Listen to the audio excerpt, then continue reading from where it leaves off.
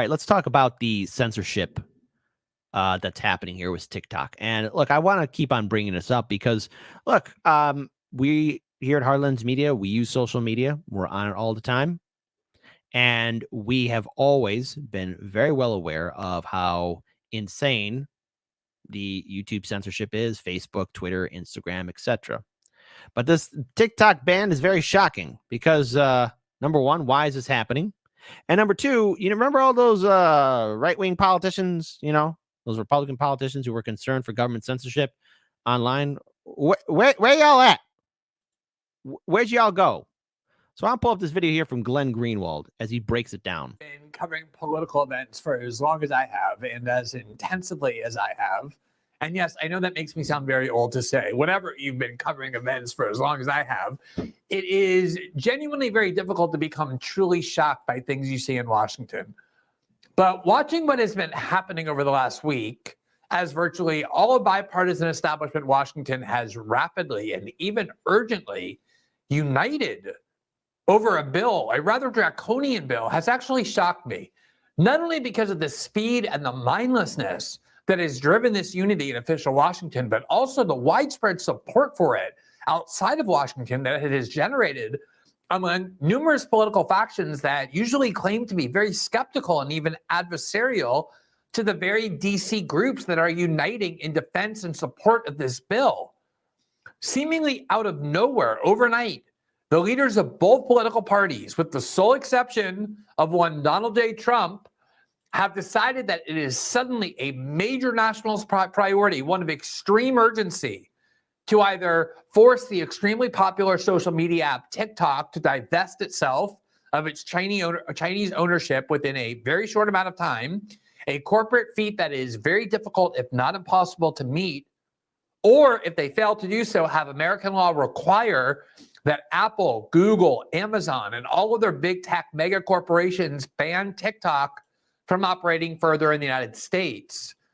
The law that is moving at breakneck speed through the Congress, it was just passed by the House overwhelmingly and toward the desk of Joe Biden, who has vowed to sign it the minute it hits his desk, is not really just about TikTok alone. Instead, it vests awesome new powers in the hands of the president to ban a wide range of social media platforms and websites that can be said to be owned by or in service to any country deemed a foreign adversary by the United States.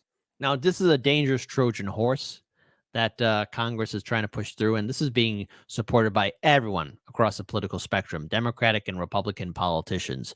And why they're doing this is, I don't know, control. And also because AIPAC is the lobby group.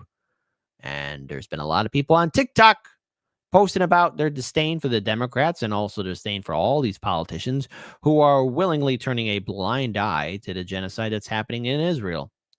There's also other issues that are being brought up, like calling out our hypocritical system. And these short videos on TikTok have a lot of outreach. Let's face it, in this day and age of social media, we have a blurring effect and people's attention spans are very, very, very, very, very, very, very, very, very, very, very, very, very short indeed.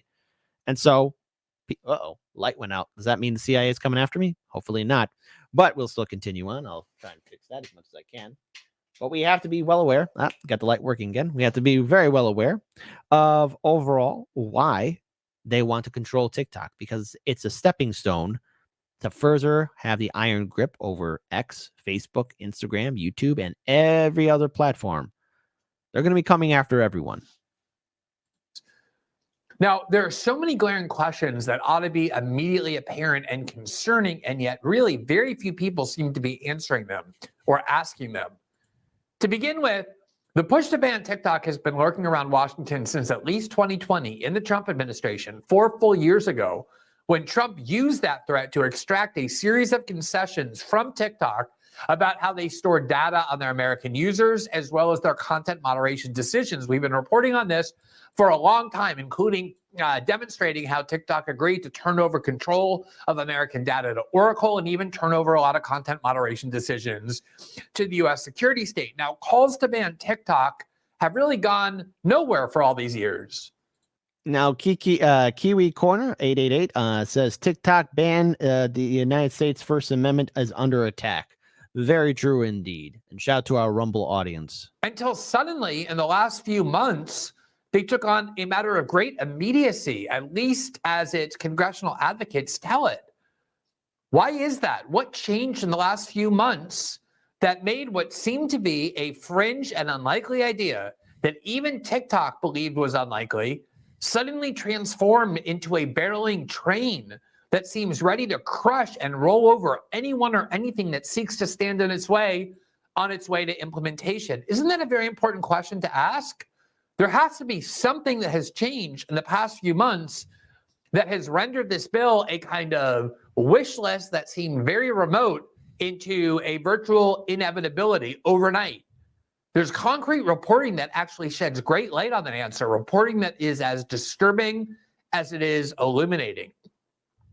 Then there's the fact that the call to ban TikTok originated with the US security state, the CIA, the FBI, the Pentagon, all of whom insisted that allowing its continuation in its current form is for some reason a grave threat to national security.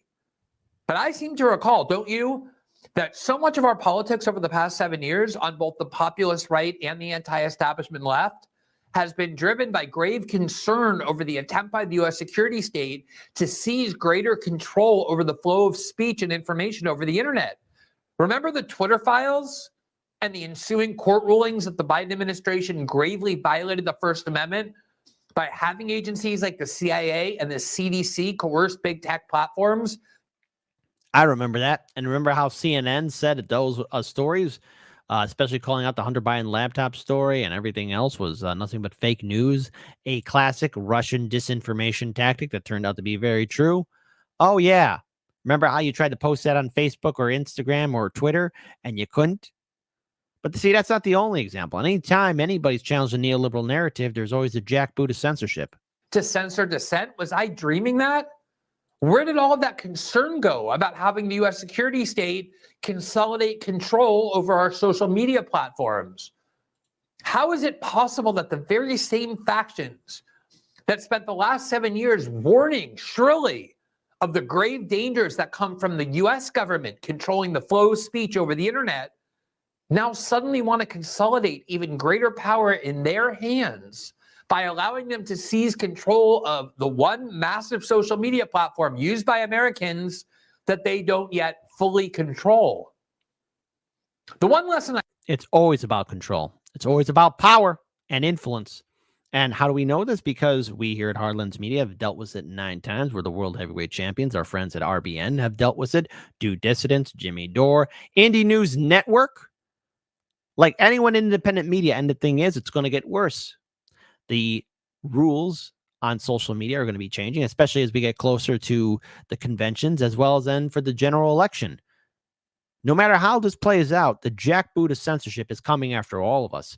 And TikTok was the only thing that the government couldn't control, because Silicon Valley and the U.S. government, hell, America in general, were no longer being creative or innovative.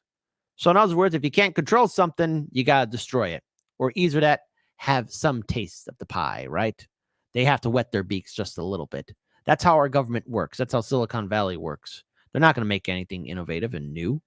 They just want control and power and get all your private data. And I always hoped we had learned over the past 25 years since the beginning of the war on terror, but so often have to reluctantly conclude that we actually haven't learned this lesson, is that the universal tactic used by the US government when it wants to seize more power over the American population is to scare them relentlessly about some foreign threat that everyone agrees is bad and that they hate. Russia or Al-Qaeda or ISIS or China or right-wing white supremacists in the United States, all in order to induce people to unite around this common enemy and then agree to anything in exchange for protection from it. That's exactly what's going on here. And beyond all of that, as happened the last time when the US government said it wanted to ban TikTok and then offered a bill that it said would achieve that, the bill that is now being presented goes far, far beyond that. We'll talk later in the show to the intrepid independent reporter, Michael Tracy, who has really been doing a great job. Now, I want to pause it here because Glenn Greenwald really broke it down good for 6 minutes about why this TikTok ban is terrible, why it's stupid, why it's hypocritical. But remember, corporate media profits off of censorship, because remember, they had to worm their way. They had to worm their way onto YouTube, Twitter, Facebook, and Instagram. Remember, it wasn't too long ago. There was a time when they were losing views and they realized that, content creators on social media are more relevant and more popular and more human than our robot jagoff pundits on CNN or ABC or CBS or Fox News or CNN. This is truth. This is a fact. And it was outstanding. It was pure gold to see these corporate media outlets fail. And the only reason why they became relevant is because they bullied their way onto big tech. The algorithm favors them. So whenever you watch anything from Hard Lens Media, Jimmy Dore, RBN, INN, Do Dissidents, you're going to get hit with, hey, did you see this from CNN or ABC or from Fox News? Because the algorithm favors them because they are authoritative sources. But these pundits still realize that people have the option of not tuning in at all, or either that blocking corporate media on social media. I know it's a little bit of an arduous task to do, but it has been done. But apparently, even then, people like Don Lemon are being canceled. So what's going on? What exactly is ongoing? Well, apparently, there was it has happened. This happened on the 13th, 2 days ago, where Don Lemon got canceled on X. What happened, Donnie? Tell us. There an airplane warp portal out of somewhere? Hi, everyone. Elon Musk is mad at me. And I just put out a statement about what happened between him, me, and the interview that he is apparently so upset about. But make no mistake about this. This is going to be my first episode of the Don Lemon Show this coming Monday, March 18th. So Oh, goodness gracious, Cretaceous. Please, don't keep us on the edge of our seats. But what do you talk about, Donnie? Donnie, you're saying you're getting canceled, but yet you're promoting it. Pause it at a perfect time, too, just to see how, boy, what a douchebag. Make sure you tune in. This does not change anything about the show except for my relationship with Elon and X. And there's a whole lot that went down, and I'm going to tell you about in the coming days. I know, though, that many of you were not happy that I was doing this in the first place, and you told me so. First of all, you can have an audience that will disagree with you, right? But the thing is, you don't go out there and publicly saying, oh, y'all told me not to do this. No. Look, I've been told by people, don't interview libertarians, don't interview Greens or socialists, don't interview anybody. Well, guess what? You got to interview people. Right now, I'm beginning to see why maybe Elon Musk might have just been annoyed with you. And this isn't a defense of Elon Musk. There's a lot of problems with X. There is. But Don, you got kicked off of CNN, but in this interview, he goes back crying to CNN. Do you believe that X and you have some responsibility to moderate hate speech on the platform? So Donnie Boy is talking about censorship and hate speech. Listen, folks, the internet can be a beautiful place. The internet can be a wonderful place, a place for learning and growth and humor and laughter and love. Yes, love in this day and age. But also the internet can be a real big sewer. There, I'm being polite. And sometimes you'll run into some very vile, evil shite. It's always important to keep your head on a swivel here. But this whole thing of, what are you going to do to stop hate speech? CNN, before you start acting holier than thou, you guys have made some royal F-ups too in the past. That you wouldn't have to answer these questions from reporters about the Great Replacement Theory as it relates to I don't Democrats, have to answer these questions. the Great Replacement Theory as it relates to Jewish people. Do you think that? I don't have to answer questions from reporters. Don, the only reason I'm doing this interview is because you're on the X platform and you asked for it. Mm-hmm. Otherwise, I would not do this interview. So oh, Donnie, you gotta, because you again, it's all one big game. Because remember, folks, just to throw this out here, because I found this out on yesterday's show. Remember Chris Cuomo, guy from News Nation, who said we all got to talk to each other? Well, he's on Valuetainment, with the PBD podcast. But also, look, let's face it, in this day now, a lot of these people on CNN or other corporate media outlets, they're realizing that the ships are all sinking. People ain't tuning in. So they're trying to come onto our territory, our turf, right? They're coming at us with a chainsaw, jumping out of trees, right? And good old Donnie Boy, Don Lemon, he tried to be like on Tucker, try to do the Tucker thing and try to say, hey, I want to be on X too. So right now, Don, you realize that you're not on CNN, but yet he goes back to crying on CNN. So you don't think? Do you think that you wouldn't get in trouble or you wouldn't be criticized for these things? I'm criticized constantly. I could care less. illuminating in so many ways. Right? I have Illuminating in so many ways. How, lady? If you don't shut up. I have two things I want to ask you about that, Don. First, the great replacement theory. Right. As you bring it up, he has tweeted a tweet he shared: increasing illegals boost Dem voting power, causing them to recruit more. By the way, hold on. Dickie Wing says, Hardlands Media, don't say scrum diddly-umptious. So declares the audience. Yeah, I just said it. What you gonna do about it? Huh? Cancel me? We here at Hardlands Media wear pants, unlike Jeffrey Toobin of CNN. We wear pants on this show. Try and fight us. If Dems win President, House, and Senate, they'll grant citizenship to all illegals, and America will become a permanent one-party deep socialist state. Right? He had... Elon, man, come on. Come on. You guys got to come with another thesaurus here, okay? You need to go ahead and look at the thesaurus here and find another word besides socialist, okay? Come on. America becoming a socialist state. That ain't happening. Think that's going to happen? No. And the Democrats ain't going to do that. Democrats are corporatists as all hell. But I love it. I love when people say, oh, Democrats are communists. Okay, fine. Wake me up when that's real. Has gone there directly.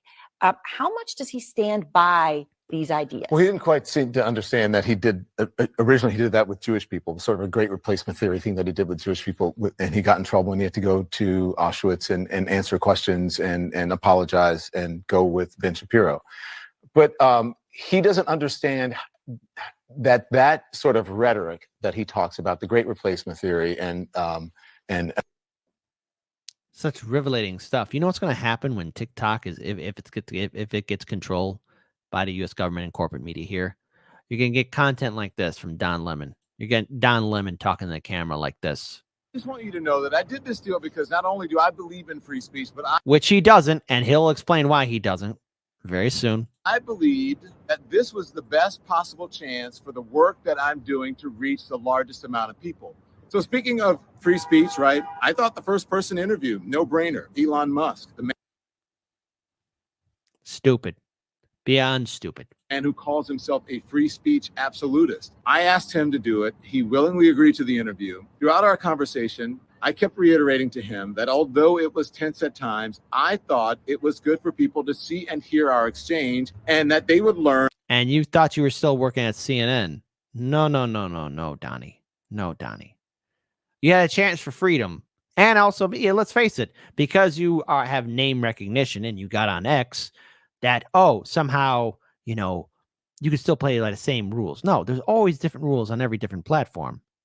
Learn from our conversation, learn more about him, learn more about me. But apparently, free speech absolutism doesn't apply when it comes to questions about him from people like me. Yes, but see, the thing is, people like you always go back to the corporate media outlet. A migrant invasion. That's what radicalized shooters use in their manifestos, those exact words. The people who go and shoot up people, whether they be Latino people who live in Texas or Black people who are in a supermarket in Buffalo, or... Just so you know, CNN parted ways with longtime host Don Lemon on Monday. This was in 2023 in April. And so Don will forever be part of the CNN family, and we thank him for his contributions over the past 17 years.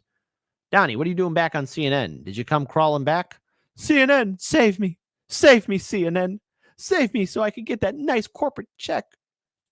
Jewish people who are worshiping, those people use the same rhetoric, that they are tropes, that they're either... And he's trying to signal to AIPAC, hey, bring me back on and I'll be a good boy again. Bring me back on, I'll be a good little puppet. Bring me back on, CNN, and I will dismiss any stories of genocide happening in Gaza. TikTok's being canceled and censored and being banned. Oh, I will do everything you say. See, it's all one big game.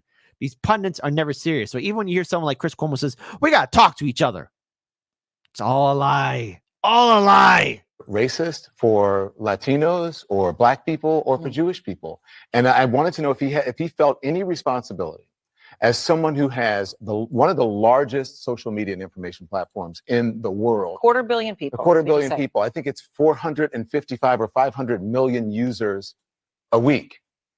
And it doesn't seem that he feels that he has any responsibility with that, because he seemed really averse to facts, that facts did not matter to him. It didn't matter that he retweeted things that were offensive to people. Shout out to JB. Elon has his own agenda too. Very true and correct. Don acts like he was born yesterday. Precisely and exactly, everyone. Shout out to JB. People. And this whole, the whole idea of what I was asking him about, was it offensive? And did he feel that his platform should have better moderation? Yes, better moderation. Goodness gracious. I'll pull up the rest of this video right here. Interview. And it was tense at moments. Tense but at you've moments. been involved in tense interviews. Yep. I said to him, I think it's good that people see folks like you and I who have different worldviews come together and talk, as he says, have free speech. Free speech is only important when someone you don't like, or I would say someone who doesn't have your same point of view, or someone is, if they're allowed to speak freely. And yet corporate media is always quick to call for more censorship on YouTube. Remember, corporate media, with its push from its owners, were the ones who helped initiate the adpocalypse. Everyone wants to blame, YouTubers and content creators. No, it was corporate media. They threatened, and what they did, they played a very insidious game, because in the early days of YouTube, advertising videos were playing on a lot of videos if channels were monetized. And it was easy to kind of get monetized back in the day. Kind of. Now it's a challenge to remain monetized. Oh my God. But I'll explain why. So what YouTube did, or not what YouTube did, what corporate media did, these jagoffs at these big outlets, including the online outlets, RIP to, no, you know what? Rest in shite. BuzzFeed, Vice, Vox, and all the rest. We're looking up smaller YouTube channels, those that had questionable creators, and they found that advertisers were playing on those videos, and they're like, uh-oh, hey, look, this questionable YouTuber here who has like only 100 subscribers or 10 subscribers has an advertising playing on his video. Does this company and corporation support this kind of speech? And they went ahead and blamed every single content creator. Why things are rough as they are now is because corporate media was able to spin that and not use their brains. Well, actually, they did use their brains. They decided to cause fear-mongering and panic. And, of course, big tech bent over backwards to appease corporate media. That's why corporate media now has power and a platform on all social media now. And to say their point of view. Apparently that doesn't matter to Elon Musk. It's just for maybe talking points for him, or rhetoric, because it doesn't seem to matter when it's about him, questions about him from people like me.